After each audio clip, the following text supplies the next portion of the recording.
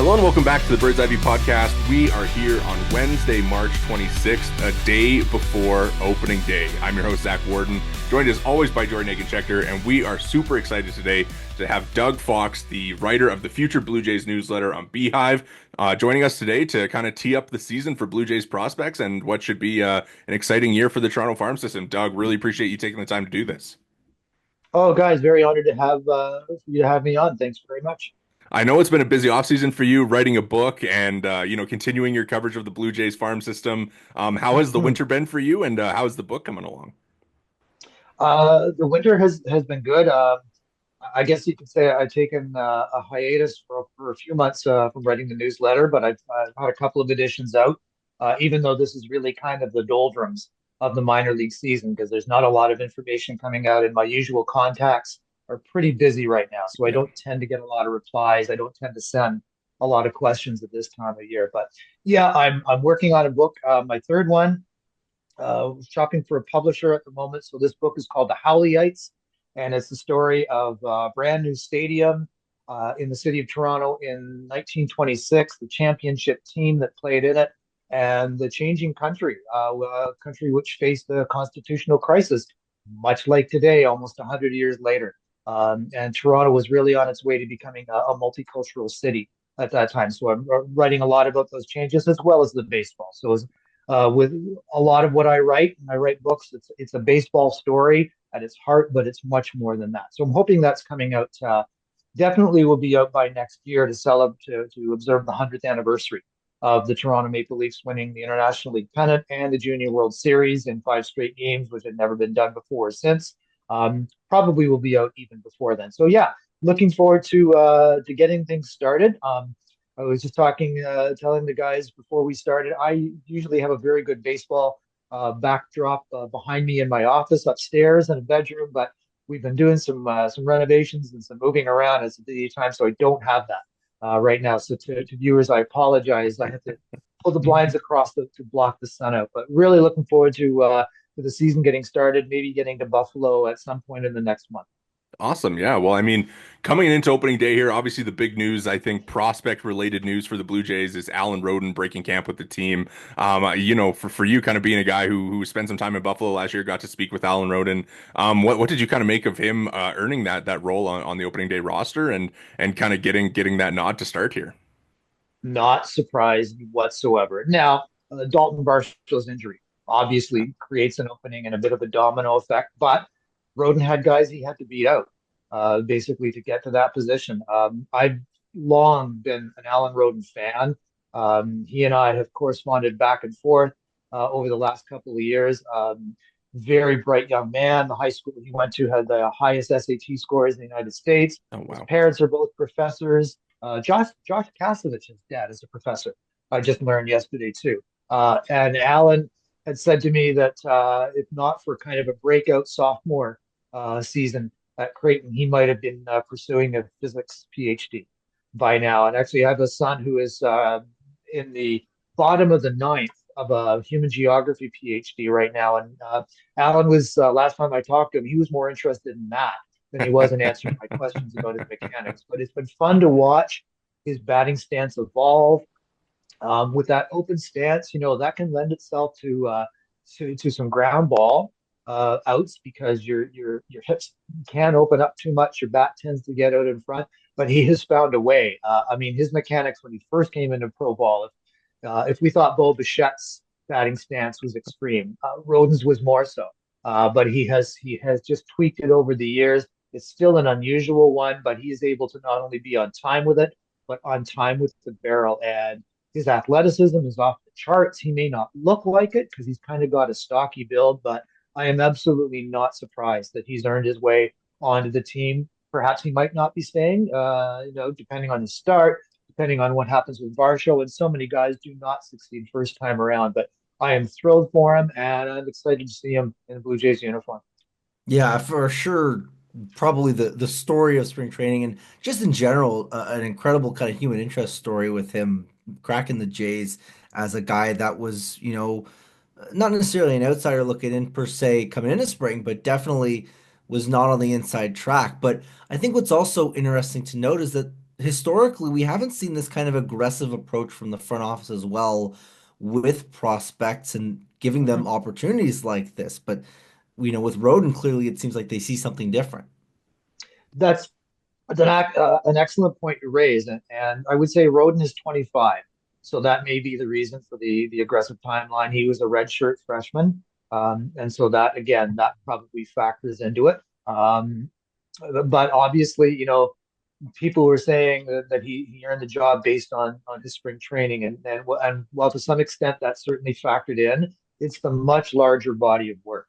When guys come up from A ball to double A, they often struggle because that's possibly except for with the exception of the jump from triple A to the majors itself, the jump from A ball to double A is the highest, without question in minor league baseball. The guys at double A, pitchers have a plan.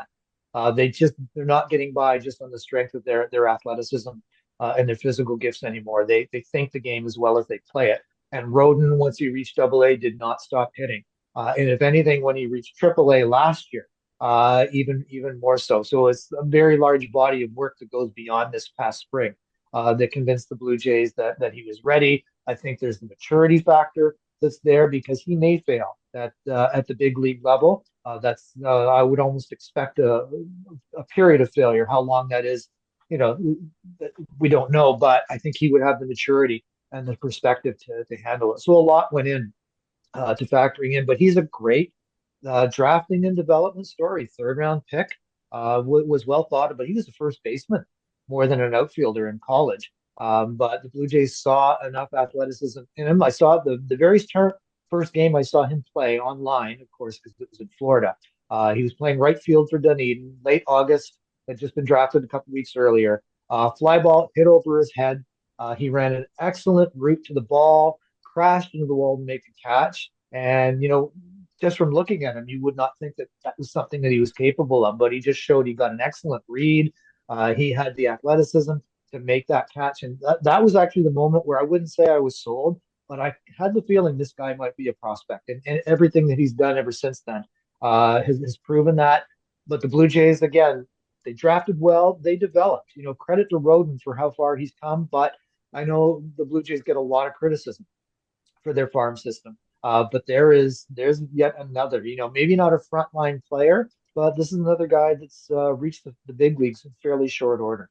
Yeah, it's definitely, a system where I think the depth kind of shines a little bit more than the top of the system. But, I think, we might kind of be seeing that change here with the last couple of their drafts. And, you talk about Alan Roden being the story of the spring. I think Arjun Nimmala and Trey Yesavage also, Mhm. created enough buzz themselves this spring to kind of get their, a little bit more attention on them entering this season. I guess kind of starting with Arjun. What are you kind of expecting from him this year? What have you seen? And ultimately, like, where do you think he's going to start on minor league opening day? From what I have read, and I haven't spoken with anybody about this, but from what I've read, there's still some debate as Yeah. to whether to start him at Dunedin or at Vancouver. I say, why wait? Yeah. The Blue Jays, Joe Sclafani, the farm director, his favorite phrase is players being punched in the face developmentally. And by that, he doesn't mean that as a bad thing. It means Yeah. it's part of the growing process. And for Arjun, that happened last year, and it could happen again. But why not? Why not challenge him? Take the training wheels off, send him to Vancouver, let him learn life in Canada. Right? He's Yeah. hopefully going to be the Blue Jays shortstop of the future. So why not get him used to customs, the currency, although that's not as much of an issue anymore. Ordering milk in bags, getting milk in bags, all of those kind of things that we just all here north of the border take for granted. But for American kids, um, and especially for international kids, it's an adjustment. So I say, why not get him to Vancouver? The weather can be a little iffy for the first month of the season in the Northwest League. I have seen some shivering cold scouts that I have bought hot chocolates for in the past, but I say send him to Vancouver. Let's get this party started. And if he struggles, I think he has the tools. I think he has the tools to overcome that. I think he has the maturity. He will be one of the youngest players in High A if he starts the season at Vancouver. But he was so impressive when he came back last year. And I know people take a look at his full season stats and they don't factor in They don't break it down and they don't look at his August and his September numbers. He was a different hitter. There is some swing and miss to his game, to be sure. That comes with that kind of contact, that kind of power. But he showed a much improved approach when he came back. He had made the tweaks that were necessary. They worked on his posture with him. I know from talking to one of the batting coaches at the minor league complex, he made those changes. He's easily going to stick at shortstop. We're second base at the absolute worst. He is just a smart ball player with still tons of room for projection at his age. Yeah, let's get him at Vancouver. Maybe he spends the whole season there. We don't worry about rushing him, but let's let the Siege fans, who are some of the best fans in all of minor league baseball, let's give them a chance to see the great hope for the future. The Yeah, no franchise. doubt the Vancouver fans would enjoy that. You touched on it here a little bit. Obviously, Arjun's second half is really what propelled him into this top 100 discussion. Just from your perspective, and again, you touched on it a little bit, but what changed for him really that allowed him to become such a dynamic force in the second half for Dunedin? Well, I think it was those adjustments that he made at the plate, and hitting is there's such a mental side to hitting. If you go up to I forget who said it, but if you go up to the plate with a full head, you'll have an empty bat. And so there's if you have this track record of failure or lack of success, especially for somebody like Arjun, I'm sure it was the first time he had experienced that since he started playing the game. That can kind of snowball. They did a good thing by admitting not their mistake, but admitting it was time to send him back to the complex. Worked on his posture, worked on the mechanics, worked on getting the bat on time a little bit better. And what that tended to do, I think, was it gave him a bit more confidence at the plate because he was barreling up more pitches. As he barreled up more pitches, I think he was getting more confident. He was getting less panicky at the plate. Hitters have less than 1 second based on the release point, the spin of the pitch to determine whether it's a strike or not. And it's just such a small margin for error. But confidence allows you to wait for that split second longer for pitch recognition. And we really saw that in the second half. So I think he really matured as a hitter, and the struggles that he had in April and the first part of May last season, that's helped make him a better ball player. And I think he's got that behind him now, that if he does struggle again, I think he'll be able to handle that much better. Everybody that I've talked to in the organization says what a level-headed, mature kid that he was, and I know that's something that's very important to the organization from a scouting standpoint. So I think he's got not only the physical tools, but I think he has the emotional tools to succeed. Yeah, it's really exciting to see kind of what he's going to become, and putting kind of some high hopes on him for sure. Kind of alongside with him is of course Trey Yesavage as we get our first look at him in professional baseball this year. Do you kind of have any inkling of where he's going to start, and once he is there, how high or how quick do you think that he can rise this season? Everything is saying that he winds up New Hampshire eventually. So whether he starts at Double A or not is still open. I do know now. I have not. There's been wholesale changes in the pitching development department, and I've established some contacts there, but we just have not connected yet. And I'm giving again, it's minor league spring training for another week or so, because I think Buffalo starts Friday, and then all the other affiliates start the following Friday. So once we get clear of that, I'm going to have hopefully have some conversations. But I think they're going to be a little bit more conservative with their pitchers in terms of the aggressiveness of their promotions. And so I would not be surprised to see Savage stay in Florida and make 3 or 4 starts. We get into May, the weather warms up in the Northeast, and then I think we see him with New Hampshire. I think he is there all season. I don't see the rush to promote him, but then again, the Blue Jays are not afraid to let players dictate that, or at least their performance to dictate that. I'm certainly not expecting anything from him this year, but I'm thinking maybe spring training or a couple of months into next season. Maybe we're looking at him. He's a polished pitcher. Uh, doesn't have certainly wouldn't have a lot to prove against A ball hitters, except for the precautions that might be necessary in having him start there. But everything is pointing towards him to being a very solid, dependable back of the rotation guy. And that's, I fully expect 18 months from now that that's probably what he's going to be for the Blue Jays. Yeah, you can never have too much in the way of a pitching pipeline. And Yesavage obviously not the only guy that the Jays have, although a lot of that is in the low minors. But maybe towards the high minors, a guy like Jake Bloss potentially could be a factor in there too. I want to ask you about him a little bit and your thoughts on Bloss and another guy in the high minors, Orelvis Martinez. Again, not a pitcher, obviously, but just again, two guys that are gonna probably contribute this year to the Blue Jays. Just wanted to hear a little bit about them. Let's start with Orelvis then. There was some frustration talking to people last October in the farm department about what happened with Relvis. Nothing specific about the PED suspension that he had, and I wouldn't expect them to specifically comment on it. But just reading between the lines and some of the responses I got, they were frustrated um, because it cost him development time. He's still developing as a player, and they were ready for him, especially with the way last season went. I think they realized by June that this was not a team that was postseason bound, and so they were quite willing to let him finish his development at the big league level. But obviously that didn't happen. So back down to Buffalo he goes, and I don't think he has a whole lot there left to prove, at least with the bat. Defensively, he still could use the added reps that are going to come with playing every day.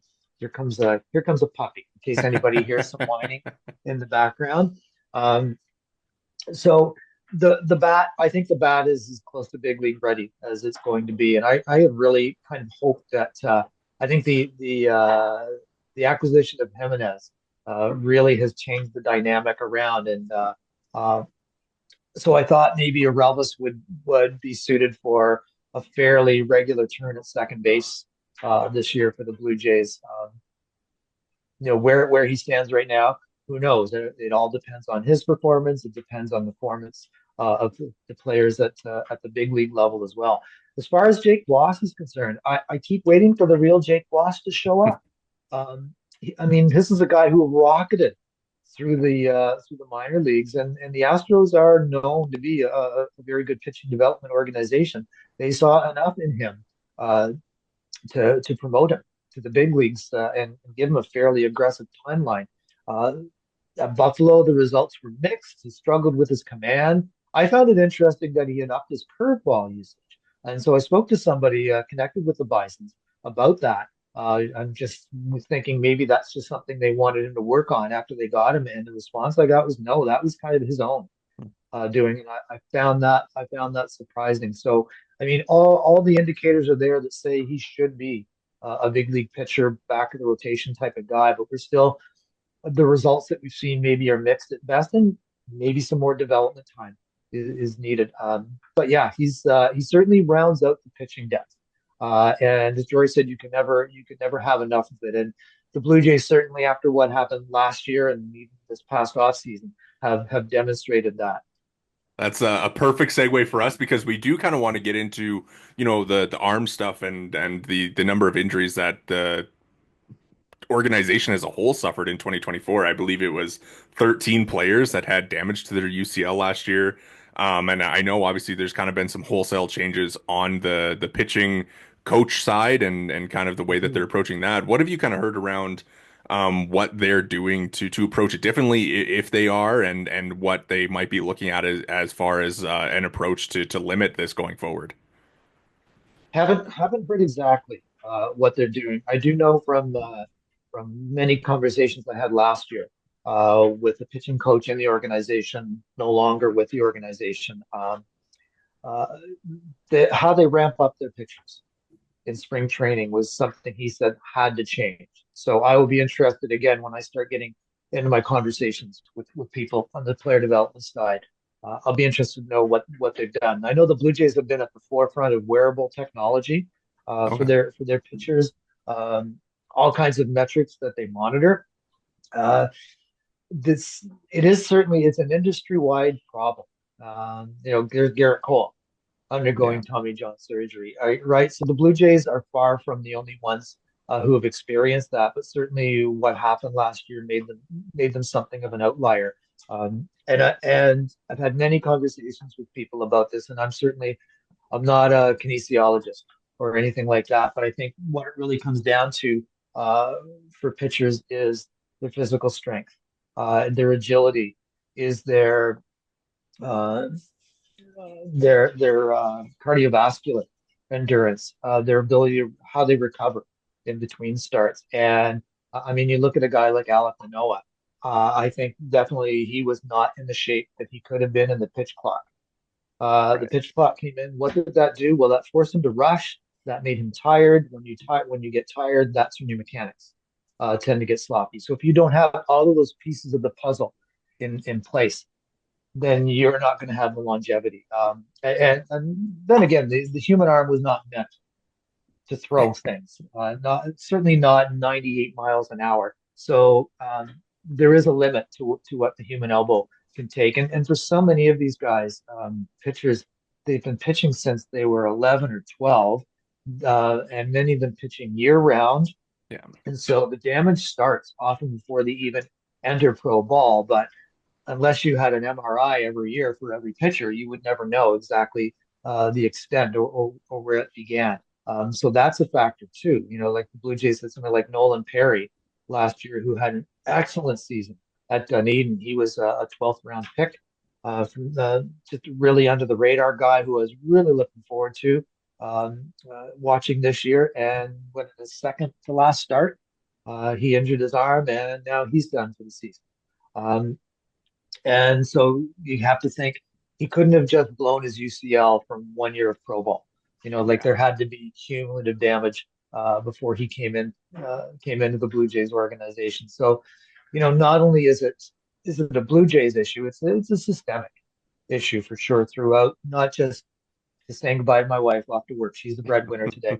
Um, and it's not just the Blue Jays. It's not just Major League Baseball. I mean, it's baseball in general. And MLB has started to try to study the issue. I'm not sure in how much depth, just from the first things that I've read from them. I have no doubt that the Blue Jays are doing their own due diligence and their own research on it. But certainly something has to change. And I know some people think that organizations tend to baby young pitchers' arms too much, but I mean, something has to happen when you have, like there's TJ Brock. Yeah. I saw just yesterday, he's not just on the 60-day IL, which is common for most pitchers who've had Tommy John. He's on the full season. Hmm. And so that says to me Brutal. that the surgery must have been fairly complicated.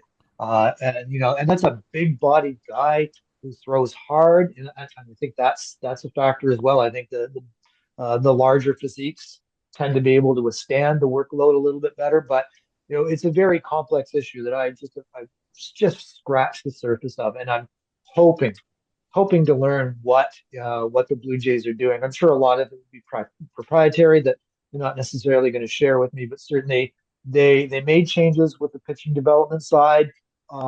Be interested to see this month how that manifests itself, and maybe get into some conversations.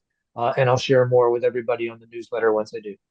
Yeah, you've just alluded to it that they've made those regime changes. Do you feel that's going to be kind of the driving force here? Does it seem like that's going to be enough? I mean, if you were to maybe on a scale of 1 to 10 describe your concern level just broadly for the Jays and this injury with, 1 being it's just a league-wide epidemic and 10 the Jays are cursed by an ancient, shaman or something. Where would that sit? I'd say a 9. Wow. Maybe not a 10 because everybody, you look across baseball, everybody's dealing with it. But what the Blue Jays had last season was extreme. Maybe they got off easily compared to other organizations in the year before. So I'm very concerned about it. And I feel bad because I get to know people in the organization. I text with them. In some cases, I get to meet them personally. Sometimes phone conversations or Zooms with them, and I get a little bit attached. I must admit, Yeah. like just about everybody in the organization, except Andrew Tennish, if you're listening, Andrew, because you ghosted me. Um, Everybody in the organization, even Mark Shapiro, he won't reveal a lot, but he will respond. So somebody like Corey Popham, who was one of two minor league pitching development coordinators for the Blue Jays last year. When they let him go, I was a little disappointed because he's a young guy, he's a good guy, he's very good at what he does. But when you have these kind of issues, I guess a change is necessary. And despite what people might think, Mark Shapiro and Ross Atkins are not dummies. And you can question maybe how they have constructed a major league roster, but it's certainly when it comes to player development. I mean, Mark Shapiro has a 30-plus year background in player development. They know what they're doing. They know what they're talking about. They knew a change, whatever that change, whatever form it took was necessary. So once again, I look forward to getting to talk to some of my people, some of whom will talk off the record, so we can just kind of find out what the Blue Jays are doing differently this year. Yeah, absolutely. With some of the guys who we might see back on a mound this year, I know Landon Marutis should be back fairly early into the season. I believe Brandon Barriera will be back a little bit sooner than some of the rest of them. How do you expect that they handle these guys as they come back from their injuries and kind of work back to being professional pitchers? With kid gloves. Yeah. Like, like why not? Because whatever happened before didn't help. But let's talk about Barriera for a second, because I think, and just in talking about him, it relates to what I was mentioning just a couple of minutes ago. When he came into the game, he is undersized. So that's a factor. So those guys have to work that much harder. And the reports were that after his first pro season, he bulked up too much. Don't know exactly how that's possible unless you're taking a lot of substances, because the off season is so short. I don't know how you do that, but I think the result was he came in the following spring. He maybe hadn't focused enough on the cardio side, the agility side. All those pieces go together, and so it wasn't really a shock, I guess, in a way, that he was injured. There's another pitcher in the organization. Won't mention his name. But he's currently recovering from Tommy John surgery. And let's just say at one of the minor league stops that he pitched in, there was a McDonald's across the street from where he lived, and he was a well-known patron of that establishment. To what extent, I don't know, and maybe that's a little bit of urban myth to it, I don't know, but that just points to me, that's another piece of that puzzle. What was his nutrition like? What was his recovery like? And like, the Blue Jays even have the guys wearing like the really expensive, much higher end version of Apple Watches than mine, so they can monitor their sleep during the season as well. So Barriera, certainly there's an example of a guy who maybe didn't have all the pieces of the puzzle together. This other fellow that I mentioned, maybe that's part of it as well. Alek Manoah, I think we're kind of getting to see. The thing is about minor league guys, you don't see their recovery, right? And we will not see a lot of Alek Manoah's recovery, but we did see him throw off the mound the other day. We can see how he looks. Way better. And there was a Blue Jays pitcher in the organization who I will not name once again, but is no longer in professional baseball because of some domestic violence issues. I'm sure you know who I'm talking about. He had Tommy John surgery as a minor leaguer, and he was kind of roly-poly chunky before he had the surgery. Credit to him, at least in this regard. He worked his butt off in his rehab, and he reshaped his body, and he reached the big leagues. And I think Alek is using maybe not that particular individual, but others similar to him as a model. Like, you've got to be in shape to be a pitcher. Like, there are no Mickey Loliches. Now, maybe he's a little bit beyond. I know I am the only one of the three of us who have seen him pitch. But there are no Mickey Loliches anymore. There aren't even any Mark Burleys when you think about it anymore, right? These guys are cut, or the guys who are successful and who are long lasting. So again, to me, it's coming back to that overall fitness, sleep, nutrition, exercise, all the things that you do in the weight room, and not just on the squat rack. Those are all the pieces of the puzzle there. So that's a very long-winded answer, and I hope I answered the original question. But that's my philosophy, and I'm really, Marutis, he had the brace surgery, so I'm really looking forward to seeing him, and it'll be interesting to see how they work with Johnny King.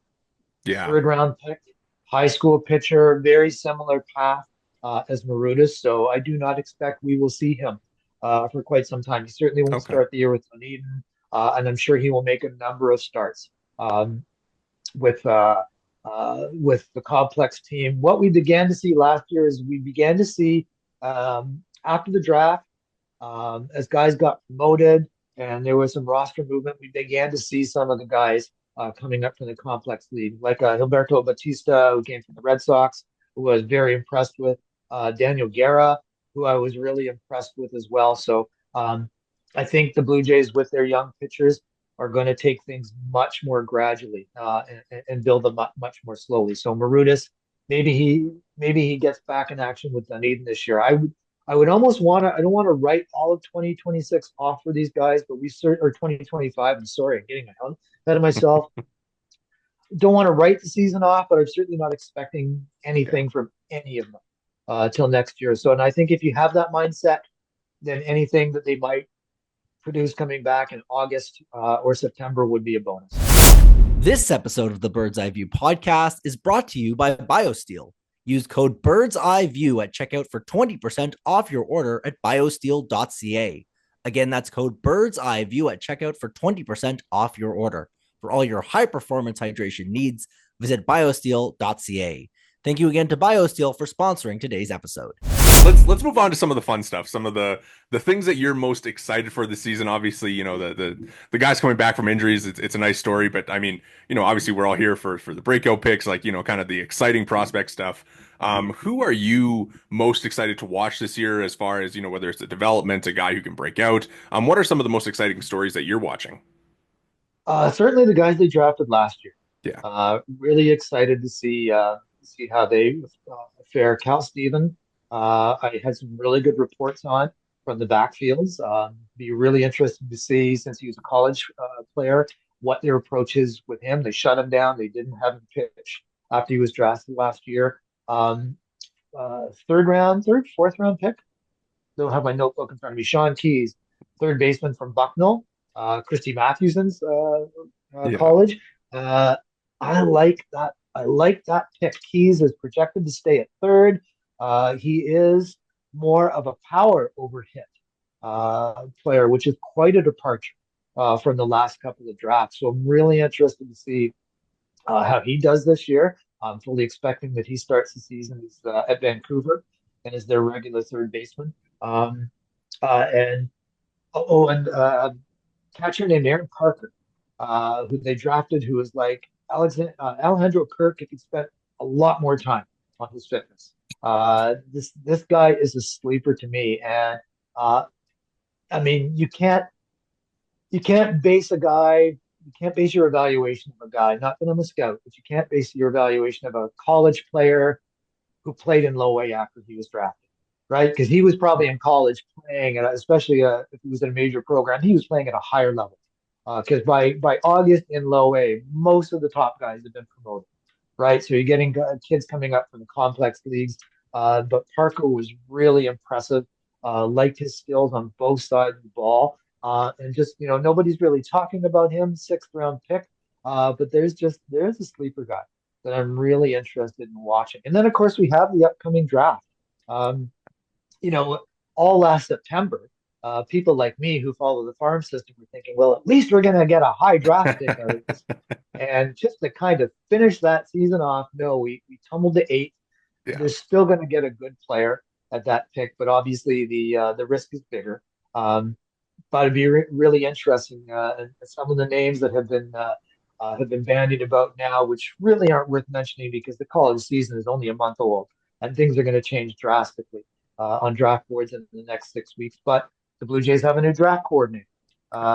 So I'm interested to see what if any of the philosophy change might be. So we've got that to look forward to as well. I mean, I'm always interested in the draft. The Blue Jays, since they've been picking lower in the first round the last couple of years, I don't think my interest has been as high.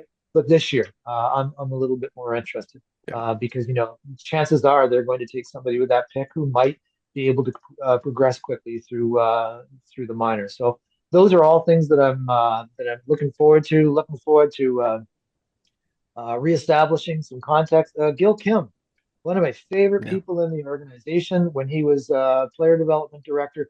Always had a ton of time for me. And now he's back where I think maybe his skill set is ideally best suited. He's back managing at Dunedin. He's an excellent teacher. He's a great communicator. He's a very patient man, and I've already kind of touched base with him, and we sent a couple of Nice. texts back and forth. So, I mean, he's going to be great for learning more about some of those guys at the lower level that we don't, tend to get to see a lot of. So certainly, that's I'm just excited from a personal standpoint about that, as well as some of the new people in the organization that I've had successful first kind of first encounters with, and hoping to connect with them more as the season goes along. So always excited. It doesn't outside my window right now. It does not look like baseball season because we had 10 centimeters of snow last night. But that's just the cost of living in paradise. Listen, the what was it, the Jays' second ever game it snowed, so maybe it is baseball season. It's just The first the ever game. first ever game, excuse me. Yes, my parents let me skip school that afternoon. They even sent me to school with a note. I had to walk home, and our home was on the other side of town from our high school. But I watched that very snowy home opener. Somebody my age, I'm not don't want to sound like get off my lawn here because I'm not. I don't want to be that kind of person as I age. But growing up, you had two ball games on a week on Yeah. TV, right? You had the Expos game, so the Jays came along on Wednesday night, and then where I grew up, 2 hours north of Toronto, the Buffalo stations kind of came in, so you could sometimes see the NBC game of the week. So I would say we saw like a game and a half a week. And now to have not just the Jays game on every night, but just if you've got the MLB package, to have all these games on every night. That's just incredible, man. This week in baseball was such a great show when I was growing up because you didn't get to see these guys otherwise. Well, now you can see them every night of the week if you want. And Yeah. hopefully the Jays will be all over the place with that as well. I mean, hopefully everyone's keeping an eye Uh, on them. this is I this did is want a to. pivotal year. Yeah, It's an pivotal year for the enormous year. organization. Well, it's also an enormous year for the Jays farm system too, right? So I guess the million-dollar question: who's the guy this year? Nimmala. I Yeah. think Nimmala has to be the guy. Tiedemann's out likely for the season. Savage, want to bring him along slowly. Arelvis, we kind of know what we have. There's a guy who could hit 30 home runs or strike out 180 times, or both. So I think I called him the franchise earlier. Nimmala, I think certainly fits that bill, and the Blue Jays did not select him for this reason, but what a marketing dream he would be for the significant East Indian community that's in the Greater Toronto area. And I just think that would be so cool for him to bring more fans into baseball. So yeah, I think he is the face of the future of the franchise right now. He's young, he's athletic, might hit for some power. Like he is of all the guys in their minor league system right now. We talk first division player. And for those who don't know what that term means, because I use it all the time, first division means a guy who typically will be an all-star 4 or 5 times through his career and might even have an MVP like season. That's a first division player. Arjun Nimmala to me is a future first division player. Fingers crossed. Fingers crossed that Yeah. is how things turn out. It's going to be a very exciting year. Arjun at the forefront, and we will be following along. We'll be following along with your work. We really appreciate you taking the time to do this today. And yeah, best of luck and enjoy the season. Thank you. And you guys, for folks out there, first of all, I'd like you to meet Mabel. Oh, yes. I was Mabel hoping is we were going to get a puppy appearance. She was just gnawing at my feet. Mabel is our 8-week-old American Cocker Spaniel puppy. Hi, sweetheart. Kiss. Um, so, folks, you can find my work on Beehive, Future Blue Jays newsletter. I'm on Blue Sky, DM Fox, on Twitter, but as I was saying to you, Zach, I am not there very much anymore because it's a toxic tire fire right now. So Yes. those are all places where people can find me. My books are on Amazon. One is called On Account of Darkness. This the Summer Ontario Baseball Broke the Color Barrier. Sorry, I just got my neck bitten there. And the other is called Severn Sound. A Big Leaguer Comes to Port McNichol, both historical fiction based on real events. They're baseball stories, and baseball fans that have read them love them. So I would like more baseball fans to read them. There we go. There we go. Amazing. Amazing. Well, that is Doug Fox. We will put the links to all of his, where you can find all of his work, all of his books, in the description on YouTube, and I'll link it as well on Spotify. Thank you very much to Doug for taking the time today. You can follow us all on Twitter or Blue Sky. I'm at Worden_Zach on Twitter. ZachWorden.BSkySocial on Blue Sky. Jori is at J Negin-Shecter on Twitter and at JNegin-Shecter.BlueSkySocial. And then make sure to hit the subscribe and like buttons if you're watching on YouTube. You can find us there at the Bird's Eye View Pod. If you're listening along on the podcast provider of your choice, make sure to drop a follow and review. Thank you so much for listening, and enjoy the rest of the season.